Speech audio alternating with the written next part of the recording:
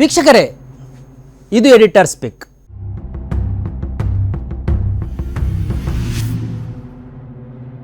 Video ಇದೆ, ನೋಡ್ಕೊಂಡು ಬರೋಣ.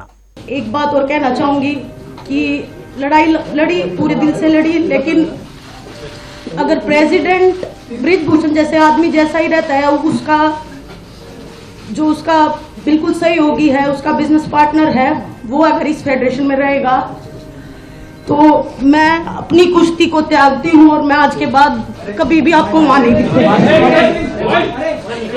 तो बस सभी देशवासियों को धन्यवाद जिन्होंने आज तक इतना मेरा सपोर्ट किया और मुझे इस मुकाम तक पहुंचाया.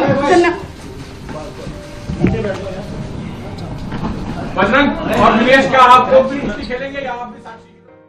ಈಕೆ ಯಾರು ಅಂತ ನಿಮಗೆ ಪರಿಚಯಿಸಬೇಕಾಗಿಲ್ಲ.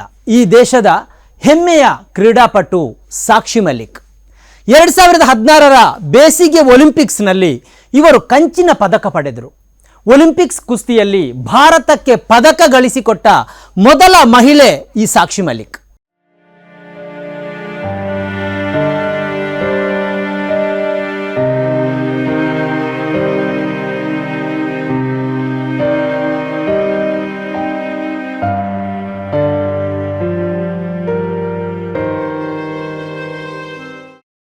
ಇದೀಗ ಈಕೆ ಕುಸ್ತಿಯಿಂದ ನಿವೃತ್ತಿ ಘೋಷಿಸಿದ್ದಾರೆ.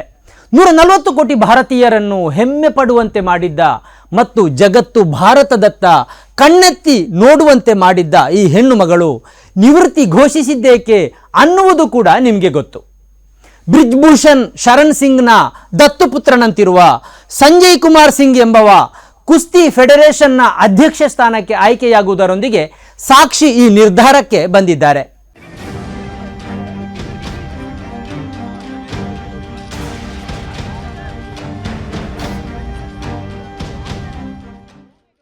ಕುಸ್ತಿ ಫೆಡರೇಷನ್ಗೆ ನಡೆದ ಚುನಾವಣೆಯಲ್ಲಿ ಈ ಸಂಜಯ್ ಸಿಂಗ್ 40 ವೋಟುಗಳನ್ನು ಪಡೆದರೆ, ಎದುರಾಳಿಯಾಗಿದ್ದ ಕಾಮನ್ವೆಲ್ತ್ ಕ್ರೀಡಾಕೂಟದ ಪದಕ ವಿಜೇತೆ ಅನಿತಾ ಶ್ರೀಯಾನ್ ಅವರು ಬರೀ 7 ವೋಟುಗಳನ್ನು ಪಡೆದರು.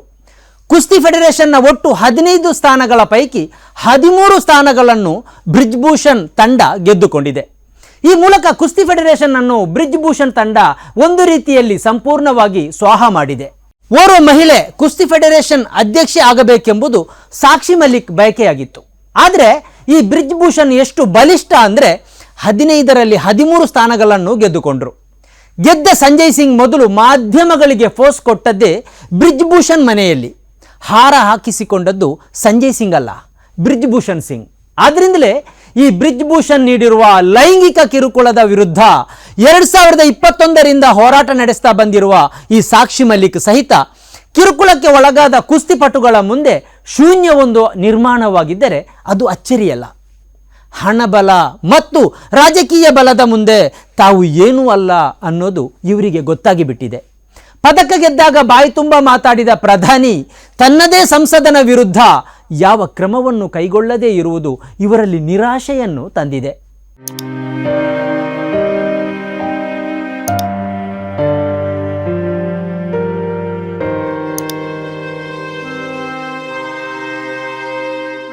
ಈ ವರ್ಷದ ಆರಂಭದಲ್ಲಿ ಈ ಬ್ರಿಜ್ಭೂಷಣ್ ವಿರುದ್ಧ ಪ್ರತಿಭಟನೆ ಕೈಗೊಂಡ ಈ ಕುಸ್ತಿಪಟುಗಳನ್ನು ಈ ದೇಶದ ಮಾಧ್ಯಮಗಳು ಮತ್ತು ಪೊಲೀಸರು ಹೇಗೆ ನಡೆಸಿಕೊಂಡಿದ್ದಾರೆ ಅನ್ನುವುದು ನಿಮಗೆ ಗೊತ್ತು.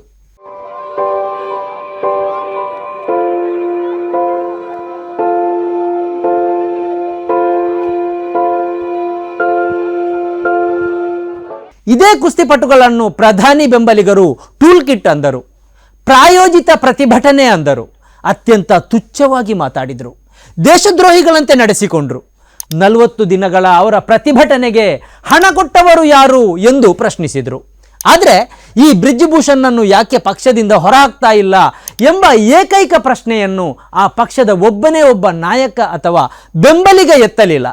ದೇಶಕ್ಕಿಂತ ಪಕ್ಷ ಮುಖ್ಯ ಮತ್ತು ದೇಶಕ್ಕೆ ಕೀರ್ತಿ ತಂದ ಅಥ್ಲೀಟ್ಗಳಿಗಿಂತ ಅತ್ಯಾಚಾರಿ ಆರೋಪಿ ಸಂಸದ ಮುಖ್ಯ ಎಂಬುದನ್ನು ಇವರೆಲ್ಲ ಸಾರಿದ್ರು. ನಿನ್ನೆಯೂ ಇದುವೇ ನಡೆಯಿತು. ನಿವೃತ್ತಿಯ ಸಂಕೇತವಾಗಿ ಸಾಕ್ಷಿ ಮಲಿಕ್ ತನ್ನ ಶೂಗಳನ್ನು ಕಳಚಿ ಮೇಜಿನ ಮೇಲಿಟ್ಟ ಘಟನೆಗೆ ಇದೇ ಬ್ರಿಜ್ಭೂಷಣ್ ಪಕ್ಷದ ಬೆಂಬಲಿಗರು ನಗುವ ಇಮೋಜಿ ಒತ್ತಿ ಸೋಷಿಯಲ್ ಮೀಡಿಯಾದಲ್ಲಿ ವಿಕೃತಿ ಮೆರೆದರು. ಓರ್ವ ಸಂಸದನಾಗಿರುವ ಬ್ರಿಜ್ಭೂಷಣ್ ಅನ್ನು ಸಮರ್ಥಿಸುವ ಮತ್ತು ದೇಶಕ್ಕೆ ಕೀರ್ತಿ ತಂದವರನ್ನು ಅವಮಾನಿಸುವ ಹಂತಕ್ಕೆ ಈ ದೇಶ ಹಾಳಾಗಿದೆ ಅಂದ ಮೇಲೆ ಸಾಕ್ಷಿ ಮುಂದೆ ಬೇರೆ ಯಾವ ಆಯ್ಕೆ ಇದೆ?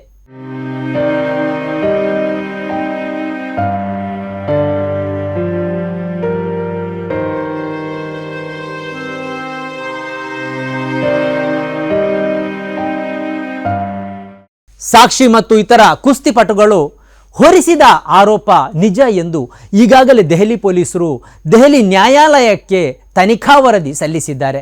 ತನಗೆ ಸಿಕ್ಕ ಪ್ರತಿ ಅವಕಾಶವನ್ನು ಆತ ಲೈಂಗಿಕ ಕಿರುಕುಳಕ್ಕೆ ಬಳಸಿಕೊಂಡಿದ್ದ ಎಂದು ವರದಿಯಲ್ಲಿದೆ.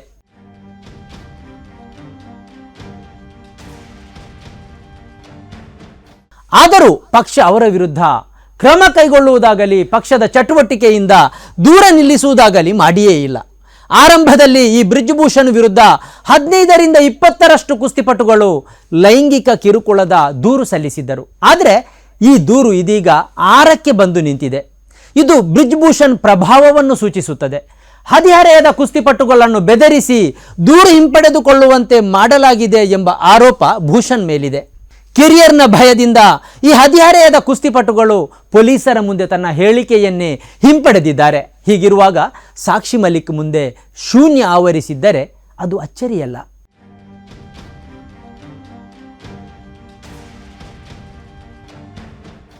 ಅಂತೂ ಓರ್ವ ಅತ್ಯಾಚಾರಿ ಆರೋಪಿಗಾಗಿ ದೇಶಕ್ಕೆ ಕೀರ್ತಿ ತಂದವರನ್ನೇ ಅವಮಾನಿಸುವ ವ್ಯವಸ್ಥೆ ನಮ್ಮದಾಗಿರುವುದು ಬಹಳ ದೊಡ್ಡ ದುರಂತ.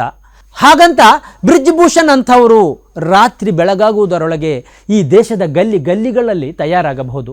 ಇದಕ್ಕೆ ಪ್ರತಿಭೆ ಬೇಕಾಗಿಲ್ಲ, ಕೆಟ್ಟ ಮನಸ್ಸು ಇದ್ದರೆ ಸಾಕಾಗುತ್ತೆ.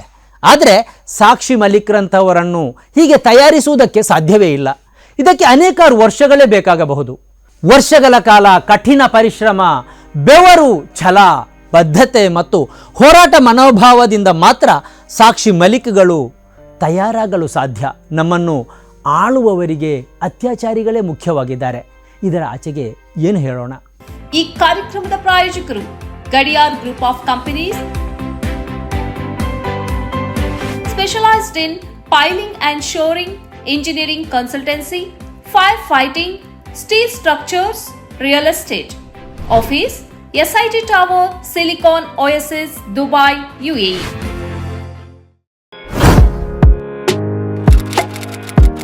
ಇಂತಹ ಹಲವು ಸುದ್ದಿ ಮಾಹಿತಿ ವಿಶ್ಲೇಷಣೆಗಾಗಿ ಸನ್ಮಾರ್ಗ ನ್ಯೂಸ್ ಸಬ್ಸ್ಕ್ರೈಬ್ ಮಾಡಿ. ನಿರಂತರ ನೋಟಿಫಿಕೇಶನ್ ಪಡೆಯಲು ಬೆಲ್ ಐಕಾನ್ ಒತ್ತಲು ಮರೆಯದಿರಿ.